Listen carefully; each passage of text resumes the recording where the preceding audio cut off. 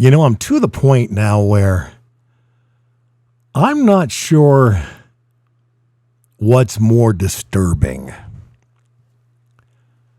The whole Michigan sign stealing scandal with all of its players and its shenanigans and its layers, which every day get more layered.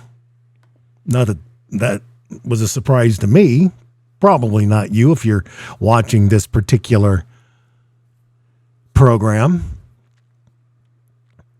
I've always had this thing where, and I'm not saying that I've gotten everything right in my entire life. I've made some assumptions that have not been right.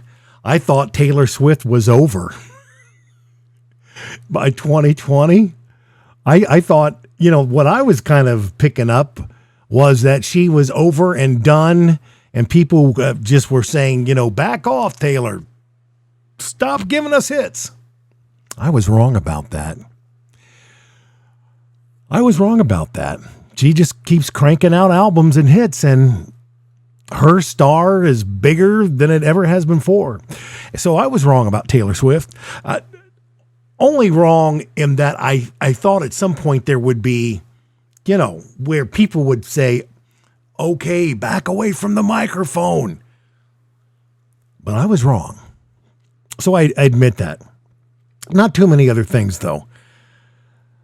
Not too many other things. So this whole Michigan scandal, sign stealing thing, from the moment it happened, I made some proclamations a month ago on this channel. And then 2 weeks later, 2 weeks ago. And everything I said in the first broadcast matched up to what we're going through. And everything in the second one matches up to what we're going through. I always said that Jim Harbaugh was going to have to sit down for a while. Now, whether he was going to have to sit down because he was directly involved in all of this stuff or not was irrelevant. Because either way, as I said last time, he's the boss. The buck stops there. The Buckeye stopped there.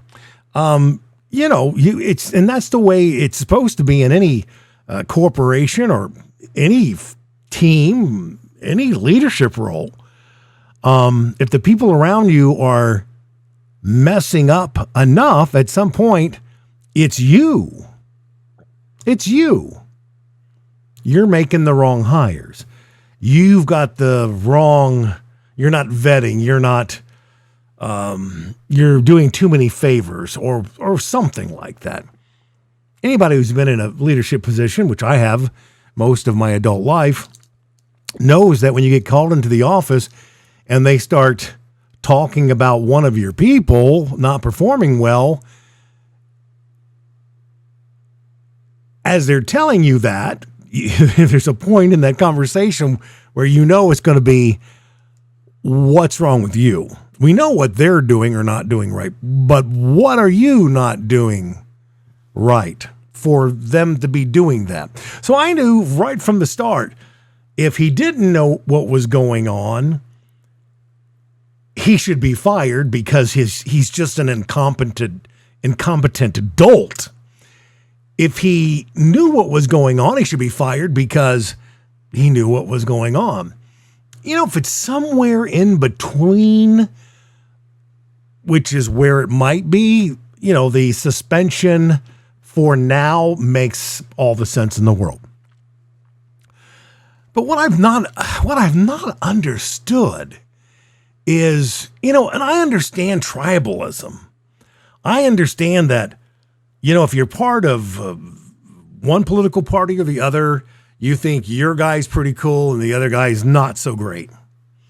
It only becomes cultish when the personality of one of the candidates is what's driving one group where the other group is being driven by policies and, character and, his party affiliation. When Urban Meyer got in trouble with the Zach Smith stuff, he did everything by the book, but by the book wasn't good enough, apparently. And then he sat out 3 games. Ryan Day got his, feet wet. And, at the end of that year, Ryan was in, Urban was out. I understood the Jim Tressel thing. I still think he's a hell of a man and a great coach, great man. But he broke a rule. That rule was he signed a paper that said he wasn't aware of any infractions or violations, and he was. So when it came to, the changes being made there, when Woody Hayes socked a Clemson player, was like, well, okay, I get that.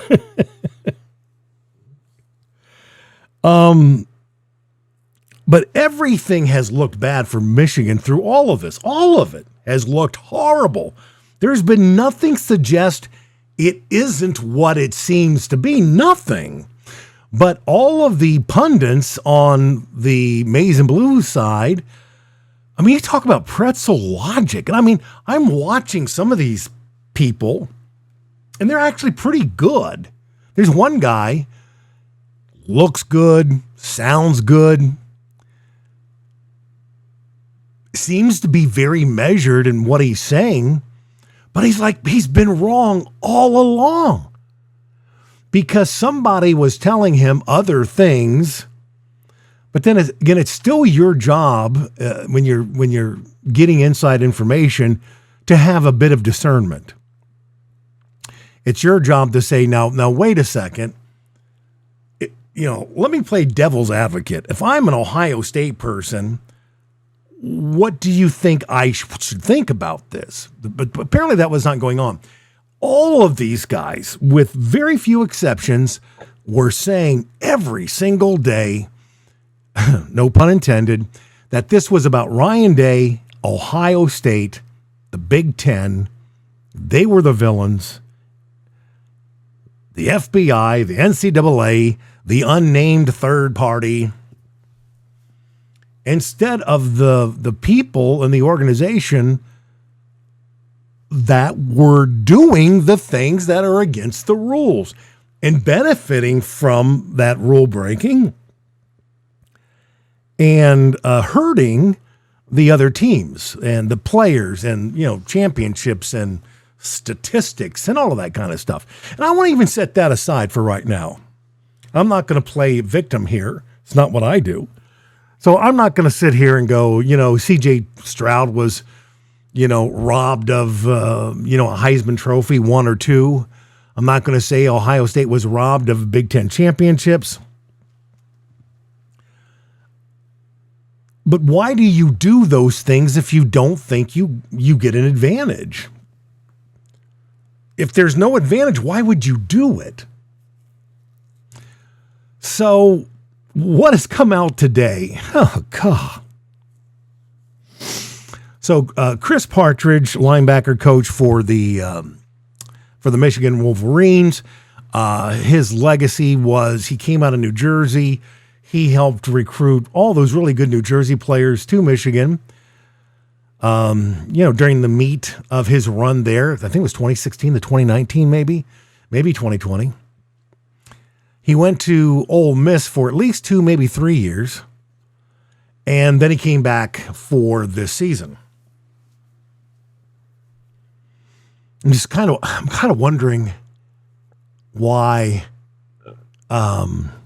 Igbinosa, the outstanding corner that Ohio State got from Ole Miss, who certainly knew Chris Partridge well, why he chose going to Ohio State and not following Partridge to Michigan. I always kind of wondered that. What was the deal there? Because Igbinosa is a New Jersey guy, Partridge is a Jersey guy. I always thought that was kind of interesting. I'm not making any conclusions, just interesting. Anyway, he was fired today, allegedly because he was not being cooperative with the investigation. The NCAA was in Ann Arbor last week. They still might be. They were interviewing coaches and players. I know the players were being interviewed with immunity. In other words, they could tell the truth as they knew it, and it would not cost them any eligibility. They would not get in trouble. Well, apparently, Chris Partridge was coaching some of those players to not say much, not say anything at all, not talk to the NCAA at all. I'm not exactly sure what he was coaching them to say and or to do or not to do. But whatever it was, those players, when they were interviewed, they, at least some of them, said, hey, Coach Partridge doesn't want me to say anything. And it was multiple players. So that was it. You can't, whether it's an HR thing or a thing of this nature, you can't you can not cooperate, but you cannot interfere with an investigation. You just can't do that. If you've ever been in a situation like that, the HR people say, do not talk to anybody else and don't let them talk to you. And then there was also some allegations that he may have done something with computers.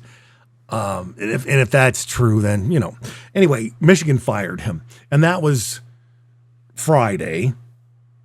Thursday, after hearing from all of the Michiganders, including the president of the university and the athletic director, all just defiantly saying the Big Ten is, lacking integrity and this is ridiculous and no due process and all of that stuff. And I'm sitting on the outside, not knowing what's on the inside, but seeing enough evidence on the boards that I hang out at, knowing that, what are you talking about? They've got the goods. We know they've got the goods. I've seen the goods, at least some of it. Why are you taking this position? Never made any sense to me. Because I was almost buying into it. Like, we have the president of the university and the athletic director putting their reputations and their jobs on the line for Jim Harbaugh, who's tried to get an NFL job the last 2 years and who is being accused of running a rogue program. Why would you be sticking your neck out for that guy?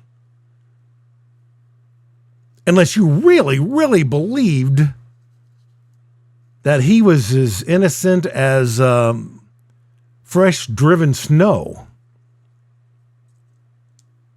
on Groundhog Day. And it just never made it. And I kept thinking to myself, what earth are you on, Michigan? What earth are you on? And again, this is one guy, I'm not going to tell you his name because I actually think he's very good. But you can be very good at something, but hit all the wrong notes. And this guy kept being cryptic and telling his followers, of which he has many thousands, hey, it's all going to be all right. It's all going to be cool. I like his style. He's really good how he holds himself. Nice beard, too. I can't grow one of those. He goes, what we know about the binder, what we know about what Ryan Day and Ryan Day's brother did, and all the problems about Purdue and Ohio State and Rutgers, and it was all about deflecting and talking about stuff which almost certainly doesn't matter, at least in the moment. Might matter later. After all this is said and done, it might matter later. But, that, what is that, Shakespearean? Is it Shakespeare that says, methinks thee protesteth too much? It was kind of like that. And, of course, yesterday, Harbaugh accepts the 3-game suspension. Maryland game tomorrow. The big game a week from tomorrow. And, of course, the Penn State game. And I'm not even going to talk about the Sharon Moore thing with, crying. On the Michigan boards, they call Ryan Day Crying Ryan. I guess because he stuck up for his team at the end of the Notre Dame game in regards to the Lou Holtz comments about toughness. They call him Crying Ryan. And then Sharon Moore acts as if Jim Harbaugh is being laid to rest last Saturday instead of being in a hotel room eating chicken wings and corn dogs and watching his team beat a hapless Penn State team that was so inept on the offensive side of the ball that they fired their offensive coordinator, who was an offensive coordinator, I think, at Ohio State for 1 year.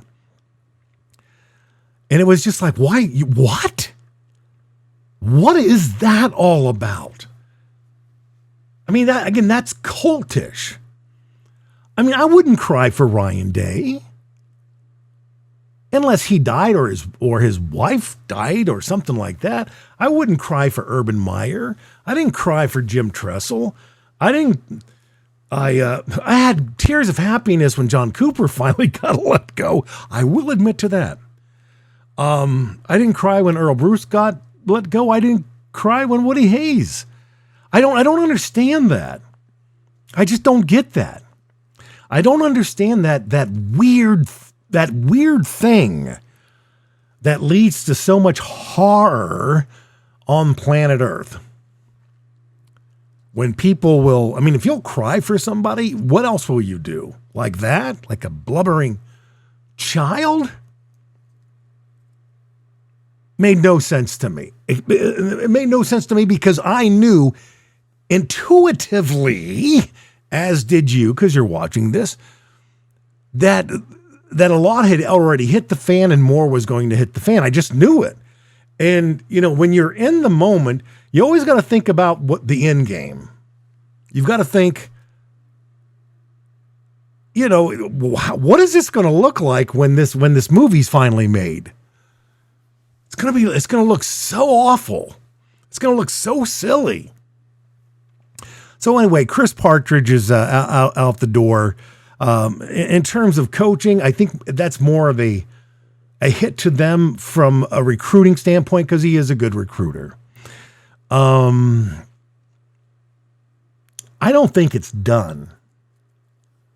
I think there's at least one more person who has an assistant coaching position who is who might not survive this.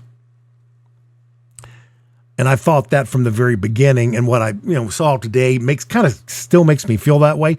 To be honest, for him, I hope it isn't true, because I don't.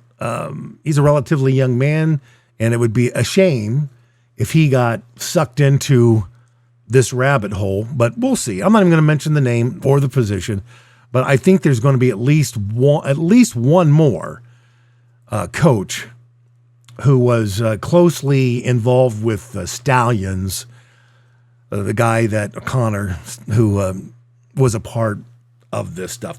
And some people don't know, when Connor Stallions for years, I'm not talking about days, weeks, or months, for years, starting in 2015, was doing things on his own dime and time to benefit Michigan. 2015, 16, 17, 18, 19, 20, 21. Like nearly 7 years, he was involved with the Michigan program at some kind of level. It was in 2022 that he actually was hired to do whatever it was that he was supposed to be doing outside of the other stuff he wasn't supposed to be doing. Anyway, so it just was impossible for Jim Harbaugh not to know who Connor Stallions was, not to know what he was best at, taking his military background and applying it to, recognizance and code breaking and all that stuff.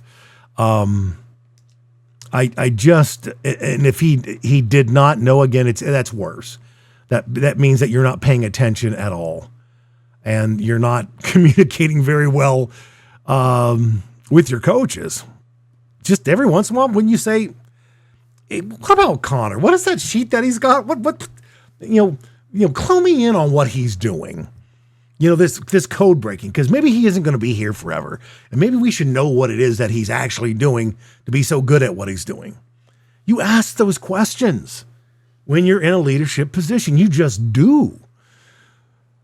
So what else happened today? There was a post on one of the Buckeye sites where the person was saying, a lot of really serious stuff was going to come down today. But what he was saying was so loaded, it doesn't seem that the firing of Chris Partridge, and the booster named Uncle T, not making it up. There's an Uncle T who is supposedly, allegedly underwriting the Stallions' Michigan sign stealing operation. And these two revelations, whatever Partridge was or wasn't doing, this Uncle T thing, that probably was what they stuck in front of Michigan, Thursday afternoon and said, really? You want to fight this in court? But this poster on the site that I go to, which is Ohio State Buckeyes 247 Bucknuts, this guy, who's always been right about most things, he was saying that what is coming down the pike, or pipe if you prefer. It's funny how people say it's supposed to be coming down the pike, as in like a rural country road, something, there's a wagon train coming around the pike, but a lot of people just say pipe, coming down the pipe. It's pike. So as I was saying, he's suggesting there's a lot of smoke out there about something that's even way bigger than what we know for sure now. I hesitate to go there, but you just think about it.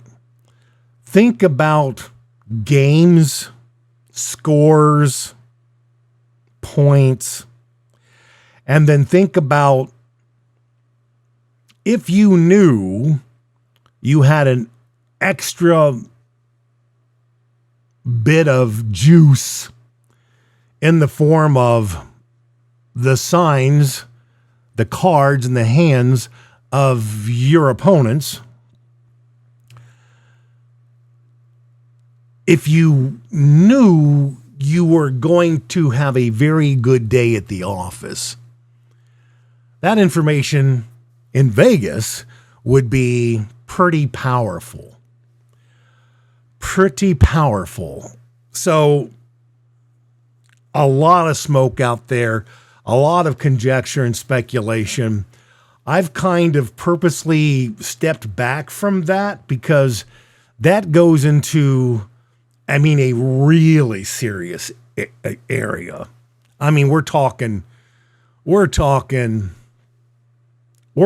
about multi-year probation, vacating wins, coaches never being allowed to coach again, show causes for those who are so young that they would want to coach again, loss of scholarships. And there have been some scandals like that in the past. I think Kentucky is where a big one happened in the 50s, late 50s. And then there was a basketball program that was involved in something like that. And even some of these players who are betting on campus, some of these college players who are placing bets, from their dorm rooms or from the football offices, have gotten in trouble and have had to sit out this year. I think that happened in Iowa. And whenever you think about that, I'm not here to judge anybody in that regard. I don't make bets. I lived in a casino in Reno, Nevada for 2 months. I never stuck even a penny into a a machine. I rarely even buy lottery tickets. But I do know enough about sports. My heroes, Pete Rose, a hero, lost everything because of gambling and being in a position where you could not do that. And he knew he could not do that. And he did it anyway. Art Schlichter was the quarterback at Ohio State around the time I was a junior, senior in high school, my first couple of years as an adult. Threw away everything because of gambling, which then led to all this other stuff. So I'm hoping for everybody's sake that that is not going to be something that gets revealed. Because if that happens, where they make connections between computers, personnel, wagering in 2021, 2022, and 2023, I mean, we're talking about like it's over. Not the death penalty. They won't do that again, but we're talking about, it makes all this other stuff seem like nothing. Really, the nothing burger. So, yeah. How have your last couple of weeks gone? I haven't been checking my phone. There might be some new stuff out by now. If there is, I'll come back later. So I think, I'm going to go out on, I've not been wrong once in the two previous times I've talked about this. I am going to go out on a limb and say Jim Harbaugh has coached his last game as the Michigan head coach. Because he's not coaching this week. He's not coaching the Ohio State game. Ohio State wins that game. There's no Big Ten championship game. And the next Michigan game is either a bowl game where a ton of those players are going to be gone to the NFL. Could be a playoff game, depending upon how things go, in which they would stick around. But I think the time between now and then, between now and that Sunday morning when they reveal who's in the playoffs and who aren't, and I think the NCAA, the FBI, and Integrity US. Have we talked about Integrity US yet? I don't think I have. Integrity US is an organization who monitors the world of wagering. And if there are large amounts of wagering that don't seem to make sense, they'll check it out. They'll kind of take a look-see. And in August, the Big Ten hired U.S. Integrity to, be a part of what it does, to monitor situations so, nobody stubs their toes. They're involved in this. They're involved in some of this stuff. That's their job. So it'd be really weird that they're involved in this and it has nothing to do with that.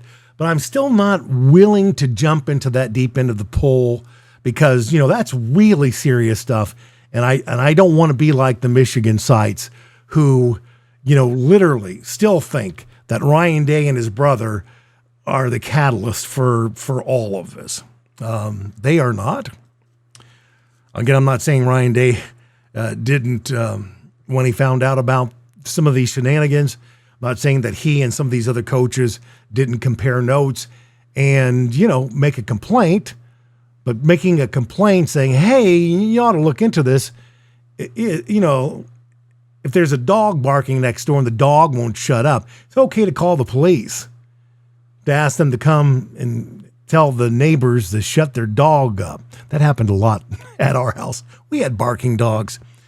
It's okay to do that. There's nothing wrong with that. That's not evil. So, yeah, there's more coming, and none of it's going to be good. I don't think any of it's going to be I can't think of the I don't think there's going to be a lot of evidence that's going to make things much better. And I'm still not saying that Jim Harbaugh knew everything that was going on. I am saying he should have known, and so far this punishment is at least fair for now. So Ohio State, what did they do? They beat Michigan State. Pretty dominant performance. Would have liked to have seen a couple of scores in the second half. It's kind of disappointing, but they didn't want to get people hurt, so they kind of called off the dogs. I think the Minnesota game could be a lot like that. I know it was raining today. Hopefully it's not raining tomorrow afternoon. Haven't looked at the forecast. Wouldn't surprise me if the Minnesota game doesn't end up being like 47 to 15, 47-17, 41-14, 41-13, something like that. And oh, yes, I do remember me picking Minnesota to win the West. That didn't happen. Injuries did, but I still think Minnesota can beat anybody on any given day. They just haven't been doing that. The whole West is just bizarre. Purdue sucks, and then they're great. Illinois sucks, then they're great. Indiana sucks, then they're great. Wisconsin's been very disappointing, but then again, there are a lot of injuries involved in that. And look at the Ferences. My goodness, 8-2. They may go 10-2. They may be the team Ohio State plays in the Big Ten championship game. Am I calling the shot now? Damn straight I am. Unless there's an injury to Harrison, Henderson, Stover, Eichenberg, and JTT, and Burke. I mean, we can get away with one of those people getting hurt, but if McCord goes down, all bets are off. Henderson's got to play. Harrison's got to play. But if we're healthy, if Ohio State is healthy as it is right now, going into that game, they win. The defense is too good. And as long as you stop the big plays, Michigan's not going to score enough points. They're not. They basically scored 17 points versus Penn State. Penn State basically gave them the last score of the game. It should have been a 17-10 ball game, maybe even 17-17, because Penn State did score at the end, but they gave up a score to get that score. It was just James Franklin. Oh, my God. Oh, my God.